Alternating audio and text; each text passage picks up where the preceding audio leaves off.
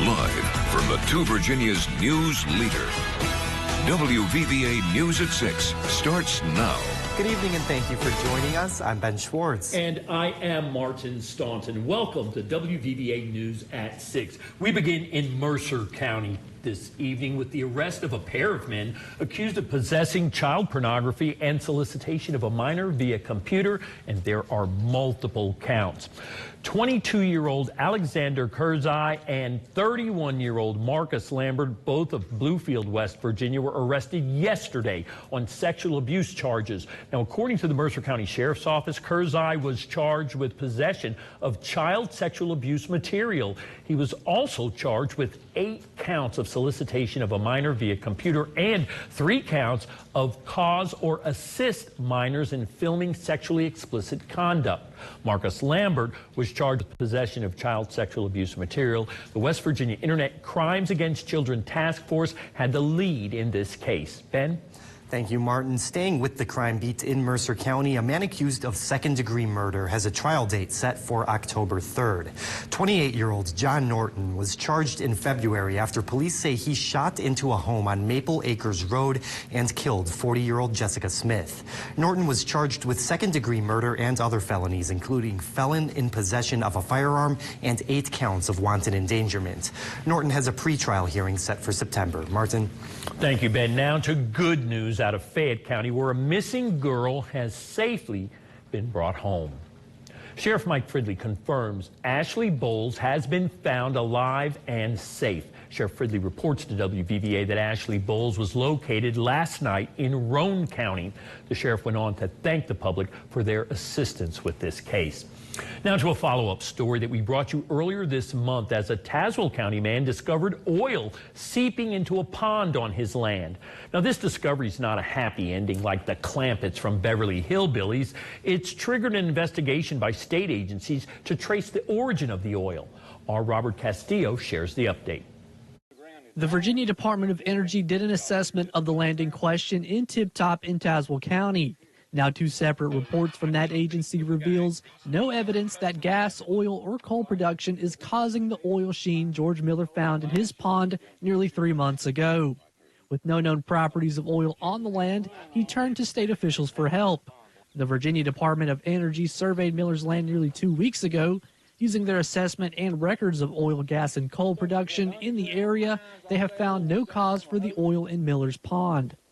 We looked at things like distances and environmental practices and our regulations and requirements and lots of logs from both these companies. And that was just doing our due diligence after being on site. Kesterson says their records show the nearest active gas well is more than 5.5 miles away.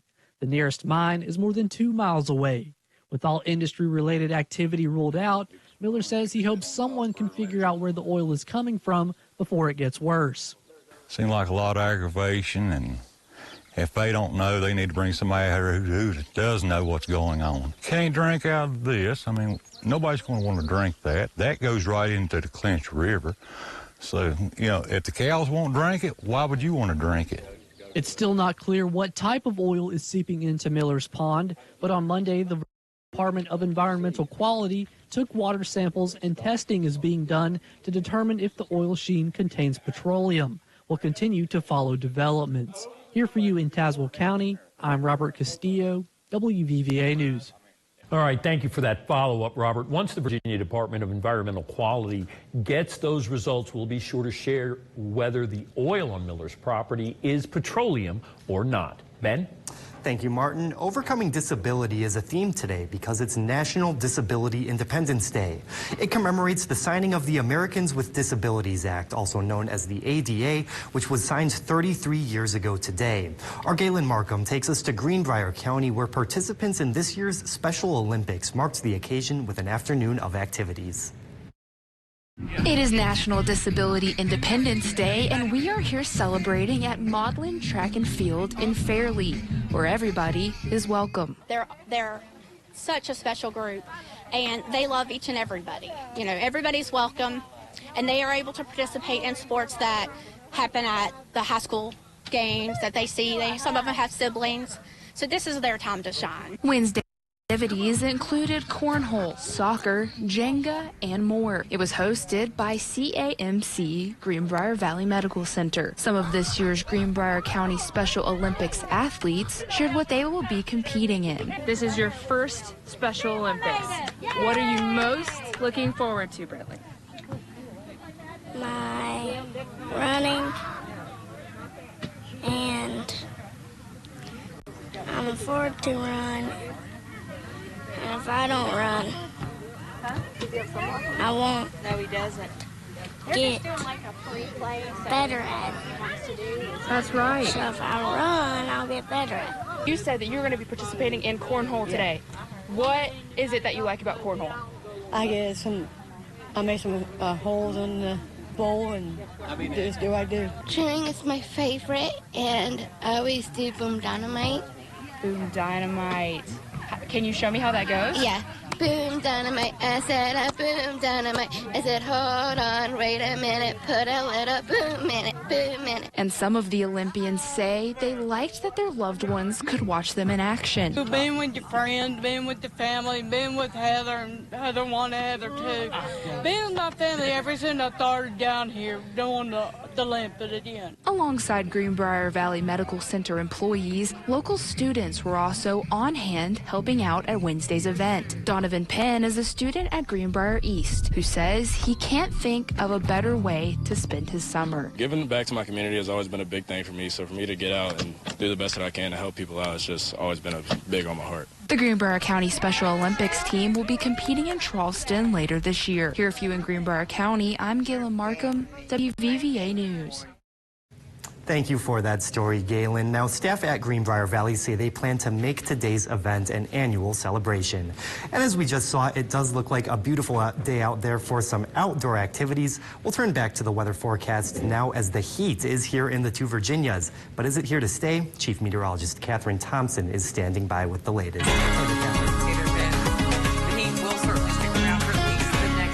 Days. But again, we have been mainly sunny, so if you've been outside and about, you've just had to stay cool, you've just had to stay hydrated, you just had to take those breaks at times, but still get out there and enjoy it. Just take care of yourself. Right now, our satellite and radar is not showing much activity still at this hour. We have seen some isolated showers and storms, so I'm not going to call the chance of rain completely zero tonight. We've got enough heat and humidity for that.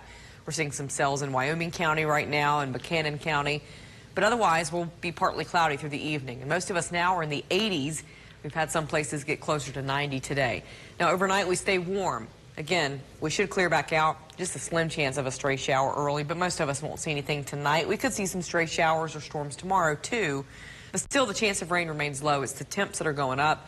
We'll see 80s, 90s, even hotter temps by the end of the week. I'm going to break down that full forecast in just a few. Ben, Martin. All right, thank you, Catherine. Now to Fayette County and the National Scout Jamboree that continues at the Summit Bechtel Reserve. The woman at the center of the country's coronavirus response was at the Summit Bechtel Reserve this afternoon to speak to the Scouts about leadership. Dr. Deborah Burks was selected by former Vice President Mike Pence to serve as the country's coronavirus response coordinator. At the heart of the pandemic, it was she who helped roll out vaccinations and establish the reopening protocols. Now, during her talk with the Scouts today, she spoke very highly of West Virginia Governor Jim Justice, who forged a plan early on that helped limit the virus's spread. Start out with your most vulnerable group, go to the next most vulnerable group, and the next most vulnerable group. Now that makes common sense, right? But there was a whole other group that said, no, we're going to immunize all the hospital personnel first, the 20-somethings, the 30-somethings. And those states did not have a plan to really get to the elderly first. But Jim Justice did. Yeah. Before leading the country's coronavirus response, Dr. Burks worked for former President Barack Obama, leading the country's efforts to address the worldwide AIDS epidemic. Ben? Thank you, Martin. A West Virginia teen has just become the first scout at the National Jamboree to earn all 138 badges. And he's from right here in our own backyard. Princeton High School graduate Josiah Richardson earned his 139th badge in bugling this afternoon. 138 is the most a scout can earn, but the Scouts have discontinued one of those categories. Richardson says he's working toward this goal as an Eagle Scout. He has been, rather, for the last 6 years, spending time with councils in Switzerland, England, France, and Italy. Interestingly enough, his most difficult badge to earn is also his favorite. Scuba diving, it was really challenging, but it was a great experience, and I really enjoyed just learning that new skill that not many people get the opportunity to learn. West Point, so now that he's reached the highest echelons of the scouting world, Richardson is moving on to WVU next year. That's where he's received an ROTC scholarship to study organizational leadership. Now stay with us. We'll have a heartwarming story of giving one worker to another, and we'll share the latest WVVA Hometown Hero after the break. Welcome back. There was a celebration in Mercer County last night, a special homecoming for a Princeton Community Hospital employee. PCH staff welcomed home a local hero, all decked out in green in support of a successful liver transplant. Matt Adams, the manager of facilities and safety at PCH, donated 70% of his liver to a colleague. That colleague is the director of the ER, Dr. Amos Lane, who had been suffering with liver failure. Adams has been with PCH for 3 years now and signed up to give a part of himself to someone he had never met. Turns out he and Dr. Lane were a perfect match. The successful surgery lasted 12 hours at Duke Medical Center in North Carolina on July 6th. Adams was discharged from Duke yesterday, and he passed by PCH on his way home. Dr. Lane is still on his road to recovery, but is said to be doing much better after the procedure. Martin. What a heartwarming story. Thank you, Ben. Now it's time to share another story of people who give back to their communities as we shine a light on another WVVA hometown hero here in the Two Virginias. In this segment, we head to Hinton and feature a man who's been volunteering for more than a decade to keep the history of Summers County's veterans alive. For the last 4 years, Tim Wheeler has been the president of the Veterans Memorial Museum of Southern West Virginia. His nomination letter came to us from Laura Lilly, Assistant Executive Director of the Hinton Hope Foundation, who pointed to Wheeler's tireless work with the Veterans Museum in Hinton. Wheeler says he is not motivated by the idea of accolades, even being nominated as a WVVA hometown hero. Yeah, I'm surprised because I don't do it for myself. I do it for the veterans and the military and the museum. That's what I do it for, not to be recognized, because we wouldn't be here today if it wouldn't been for them, sacrificing their lives. For Wheeler, there's a real personal motivation to volunteer at this museum. He was recruited by his late father in 2012, and then his father passed away in 2014, 2 years after convincing him to get involved here. His father and grandfather served in the military, and Wheeler says that he hopes his father is looking down on him with pride. I'm hoping he thinks I'm good, that I keep going with it. I have a lot of family in here that served.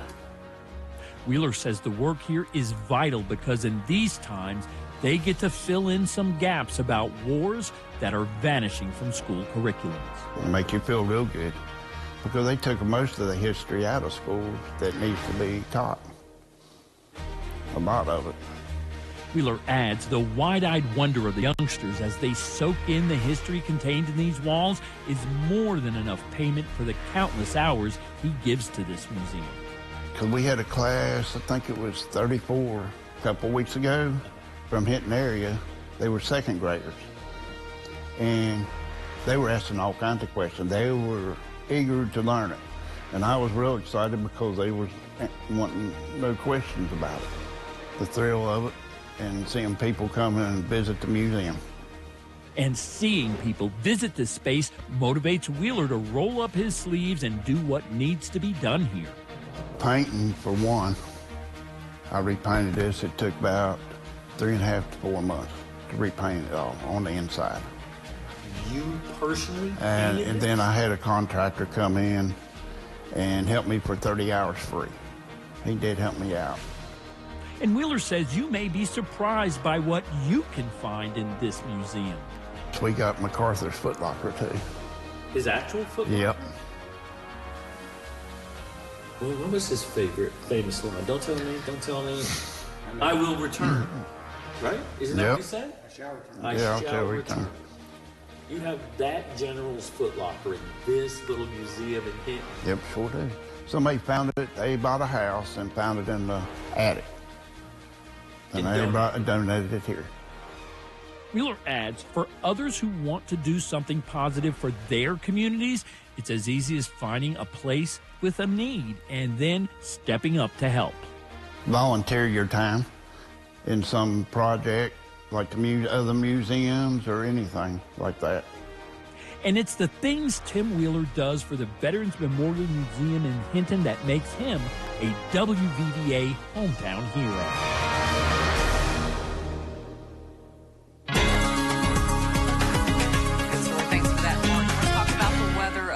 Now, Chief Meteorologist Catherine Thompson here. We were pretty warm and humid today, and it's only going to get hot and more humid as we head into the end of the work week. Most of us today made it into the 80s, if not some places getting closer to 90. The normal high for the Mercer County Airport, 79. We were at 84 today in Bluefield, so pretty hot for Bluefield.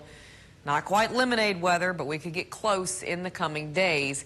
If we look at the forecasted highs, we're talking 80s, low 90s for Bluefield. Lower spots will be well into the 90s the next few days. Look at the records, though. Closer to 100 for Bluefield the next few days. I don't think we're going to get quite that warm. I don't think we're going to be quite record-breaking, but we're definitely going to get pretty toasty at times. So make sure you're staying cool, you're staying hydrated, you're taking a lot of breaks in this heat through the end of the week. Rain chances should stay on the lower end, too, but not completely zero. As you can see today, we've still had some pop-up showers and storms, even though we haven't had a major frontal system coming through. And without that major frontal system, temperatures will stay hot, high pressure stays in control. We should stay mainly quiet the next few days. It's going to be the heat and humidity, the main story here through the end of the week. Again, right now, most of us still in the 80s, and tonight will be warm. We should hover in the 60s and 70s tonight. Again, just a very slim chance of a stray shower or rumble of thunder, but most stay dry. And tomorrow, pretty much a repeat of today, but again, more heat, more humidity. We're well into the 80s and 90s tomorrow. Tomorrow afternoon, during the heat of the day, you can't rule out a stray shower or a storm.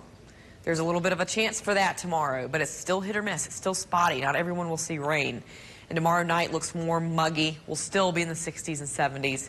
Friday is going to be hot, too, and high pressure is to blame. It's going to stay in control through the end of the work week, but then we've got this front that will move in through the weekend. This is what's going to bring us some wider spread rain possibly into the weekend, and also eventually a cool down. You can see our excessive rainfall risk goes up by Saturday and into Sunday.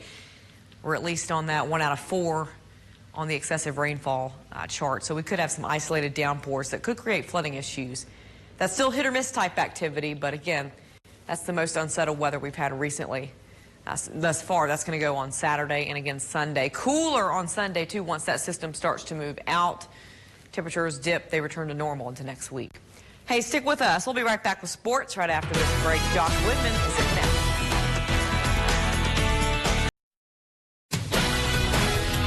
New regulations could be coming soon for collegiate sports regarding name, image, and likeness, as well as the transfer portal.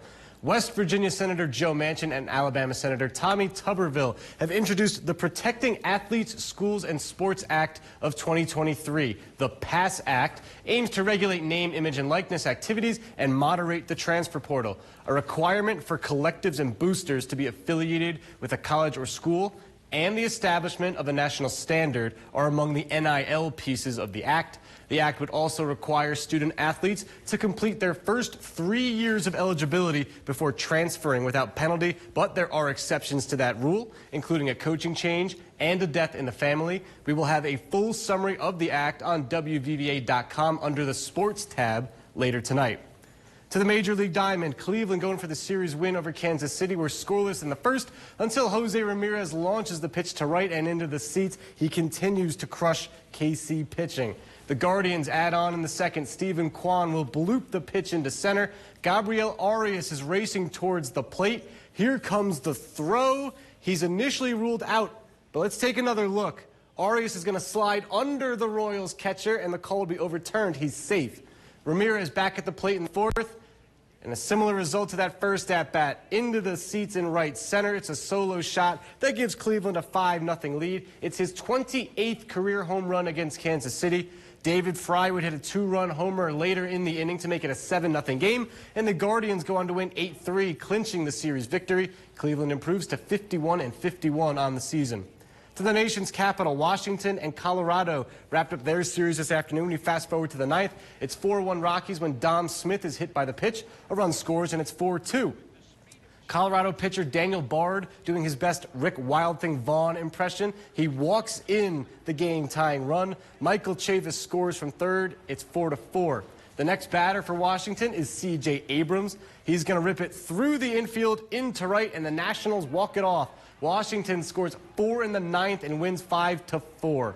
That'll do it for sports. One final look at your forecast when we come back.